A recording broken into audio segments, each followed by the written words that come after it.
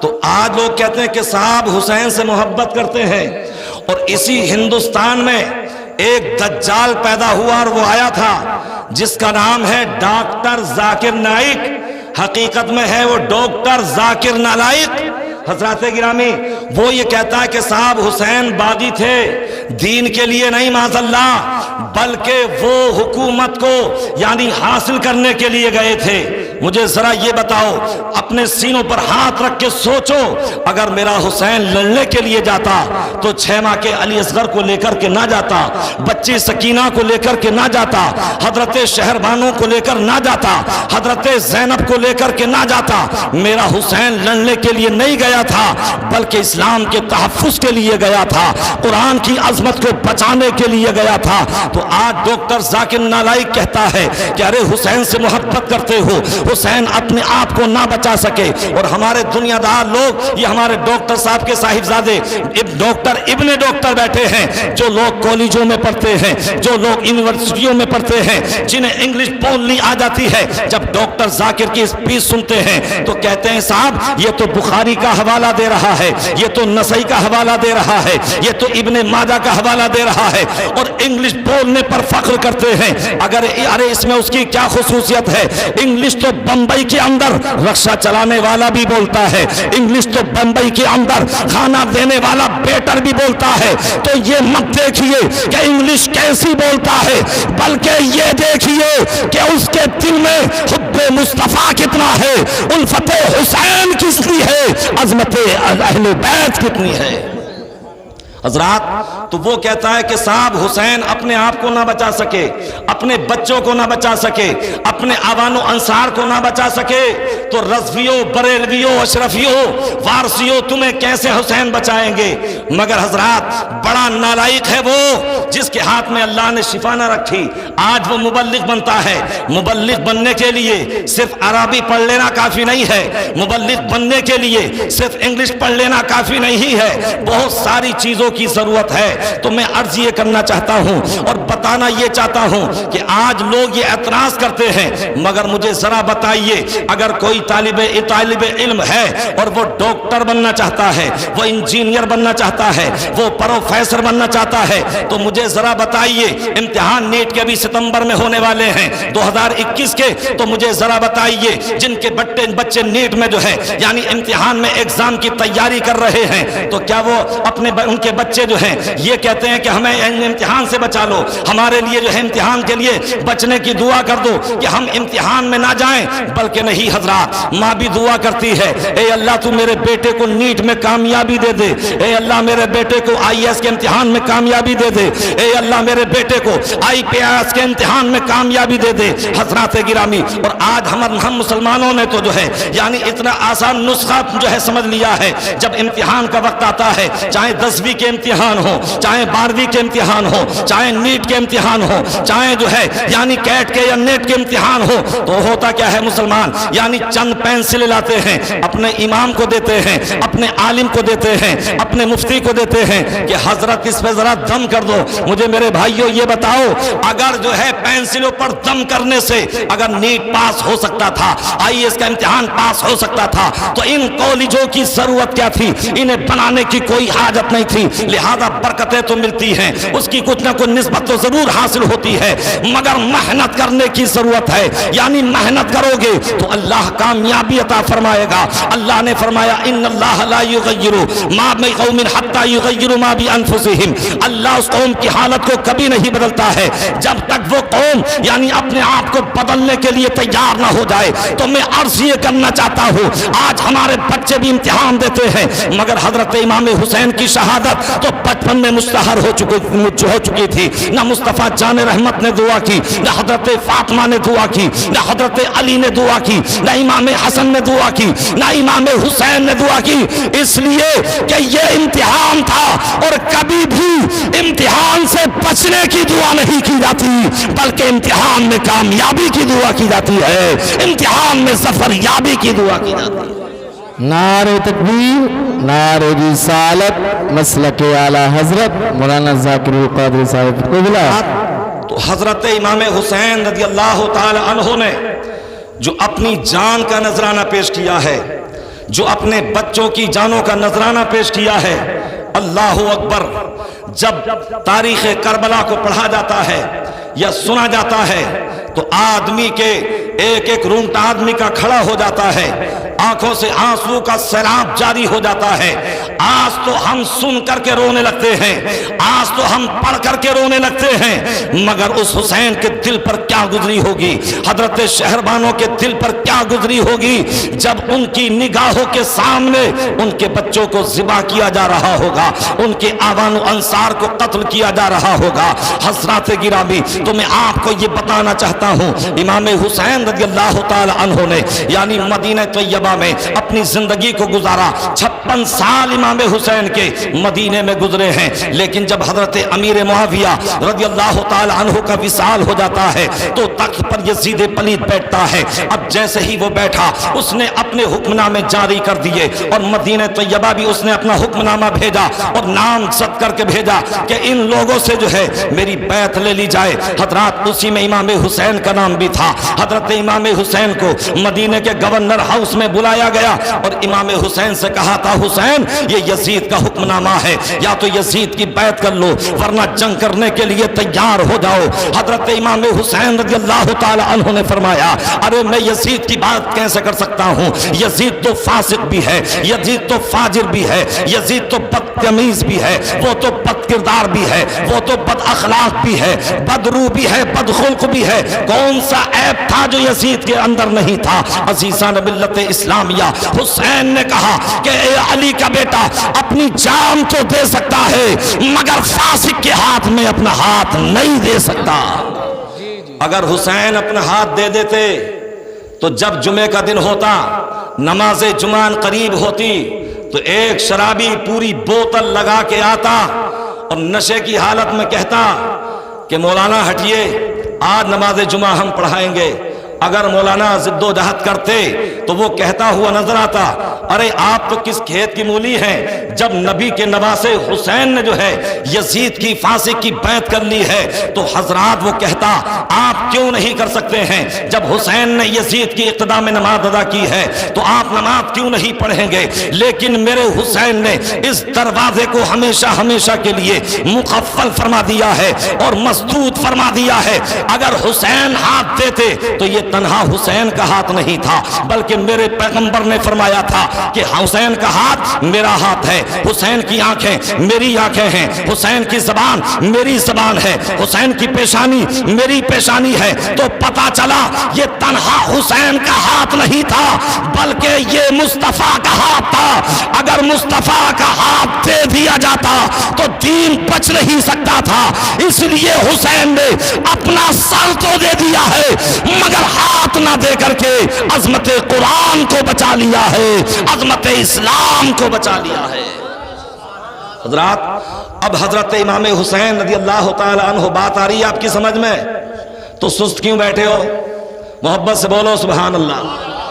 پیچھے والے تو اب بھی بولنے کے لیے تیار نہیں ہیں اور یہ سوچ رہے ہیں مولانا بولتے رہو، ہمیں یقین ہے آپ جھوٹ نہیں بولیں گے۔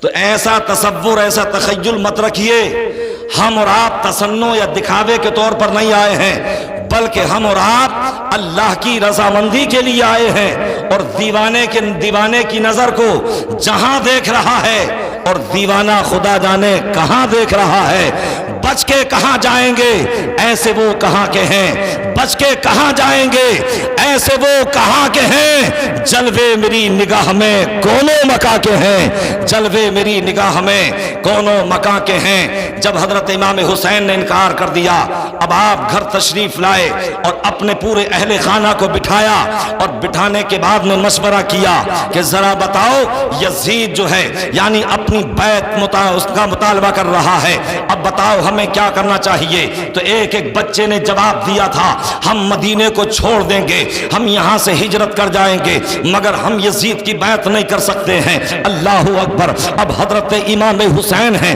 اپنی بہن زینب سے کہتے ہیں، اے میری بہن زینب ذرا چلو تو صحیح، مصطفیٰ کی بارگاہ میں حاضری دے لیتے ہیں۔ اب حضرت زینب ہیں، حضرت علی اکبر ہیں، حضرت امام حسین ہیں، اب یہ مختصر سا قافلہ ہے یعنی سرکار کی بارگاہ میں حاضری دینے کے لیے جا رہا ہے۔ حضرت امام حسین کے ساتھ ان کے بانجے اونو محمد بھی ہیں. جب حضرت امام حسین کے ساتھ میں ان کی بہن زینب چلی ہیں تو حضرات گرامی حضرت زینب نے ابھی چند ہی قدم رکھے تھے کہ آپ کی آنکھوں سے آنسو نکلنے لگتے ہیں, سسکیاں بھر جاتی ہیں اور سسکیاں لینے لگتی ہیں. حضرت امام حسین نے کہا تھا, اے میری بہن زینب, کیا یزیدیوں سے ڈر گئی ہو؟ کیا یزید کے ظلم سے ڈر گئی ہو؟ کیا یزید کی تلواروں سے ڈر گئی ہو؟ تو حضرت زینب نے جواب دیا تھا, نہیں بھائی حسین, میں یزیدیوں سے نہیں ڈری ہوں, بلکہ بات رونے کی دراصل یہ ہے کہ آج سے بہت دنوں پہلے جب امی جان حضرت فاطمہ کا وصال ہوا تھا تو وصال ہونے سے پہلے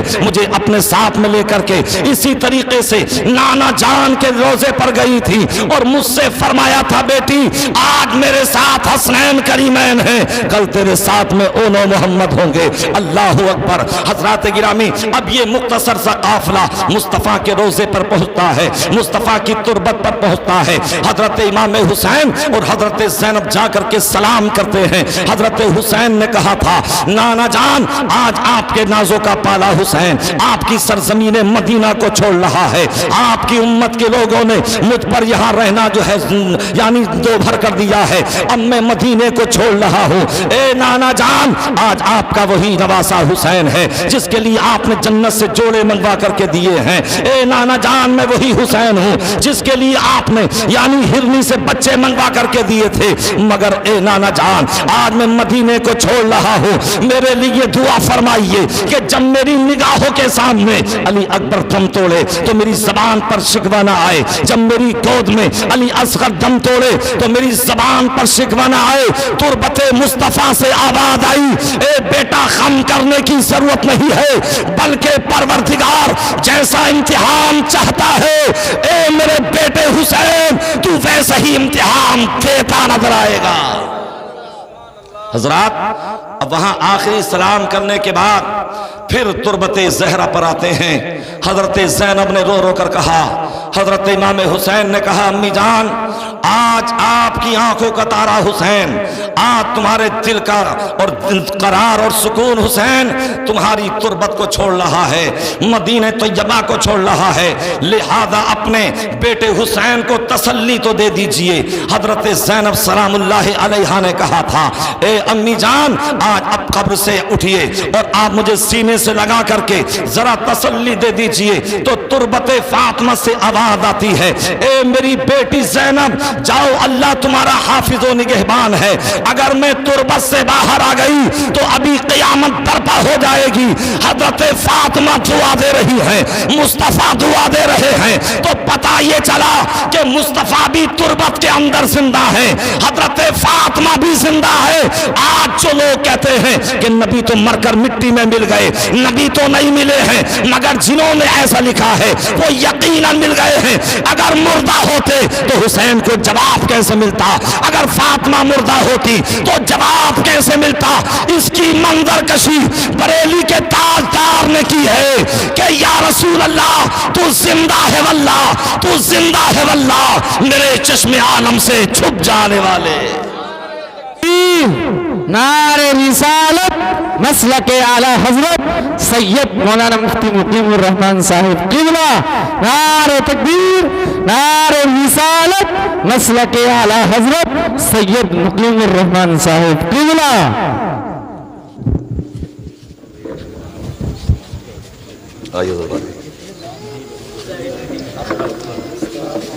آئیے مفتی صاحب تشریف رکھیے.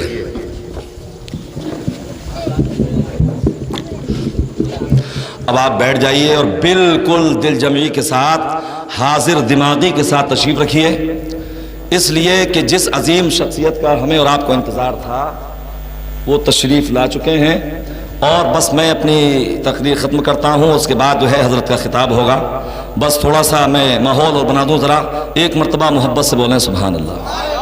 اور میں آپ کی یہ یقین دہانی اور کرا دوں, ہو سکتا ہے کسی کے ذہن میں, بھیا تھوڑی سی آواز کم کرو, ہلکی سی جھنجھنا سی رہی ہے, ہو سکتا ہے کسی کے ذہن میں یہ خلجان پیدا ہو رہا ہو کہ یار پتہ نہیں ڈاکٹر صاحب نے کتنے خطبہ علماء کو بلا رکھا ہے کہ ایک جاتا ہے, دوسرا آ جاتا ہے, دوسرا جاتا ہے, تیسرا آ جاتا ہے. تو دیکھیے اب سید صاحب کے بعد میں کوئی اور ہے نہیں, آخری خطاب جو ہے وہ حضرت کا ہوگا، مجھے بھی سماعت کرنا ہے اور آپ کو بھی سماعت کرنا ہے۔ ایک مرتبہ محبت سے بولیں یا رسول اللہ، اور آہستہ سے بولو کہیں پولیس نہ آ جائے۔ بھائی اتنا کیوں گھبرا رہے ہیں آپ؟ پیچھے والے بھی بولیں یا رسول اللہ۔ تمہیں عرض یہ کر رہا تھا، اب حضرت امام حسین رضی اللہ تعالی عنہ اپنے والدہ اور اپنے نانا جان کی تربتوں سے واپس ہو کر کے اپنے گھر آتے ہیں اور رخت سفر تیار کر لیا جاتا ہے، سامان سفر تیار کر لیا جاتا ہے۔ ذرا توجہ دیجئے، توجہ سے سنیے میری گفتگو کو کہ حضرت امام حسین رضی اللہ تعالی عنہ اب مدینہ شریف سے مکے کی طرف ہجرت کرنے والے ہیں۔ آج حسین بھی ہجرت کر رہے ہیں، اور ایک وہ زمانہ تھا جو مصطفیٰ جان رحمت نے مکہ سے مدینہ شریف کو ہجرت کی تھی۔ آج حضرت امام حسین مدینہ سے مکہ شریف کو ہجرت کر رہے ہیں۔ اب دونوں ہجرتوں میں فرق کیا ہے؟ اب دونوں ہجرتوں میں امتیاز کیا ہے؟ اب دونوں ہجرتوں میں حد فاصل کیا ہے؟ تو سنیے، جب مصطفیٰ جان رحمت نے مکے سے مدینے کو ہجرت کی تھی تو اسلام کو پھیلانے کے لیے آج حسین مدینے سے مکے کو ہجرت کر رہے تھے، اسلام بچانے کے لیے۔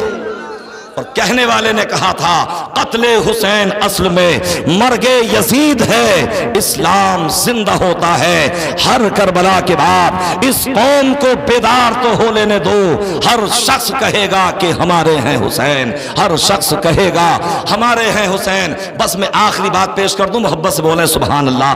حضرات گرامی، ہم اہل سنت والجماعت جو ہیں، یعنی اشارہ کرنے کی ضرورت نہیں، میں تقریر ختم ہی کر رہا ہوں یقیناً، اس لیے کہ مجھے پورا ادب و احترام ہے سید صاحب کا۔ ایک مرتبہ اور محبت سے بولیں یا رسول اللہ۔ حضرات گرامی، جب ماہ محرم الحرام شروع ہوتا ہے اور جب ماہ محرم الحرام کی پہلی تاریخ نظر ہوتی ہے تو پوری تاریخ کربلا پوری دنیا میں جگمگانے لگتی ہے۔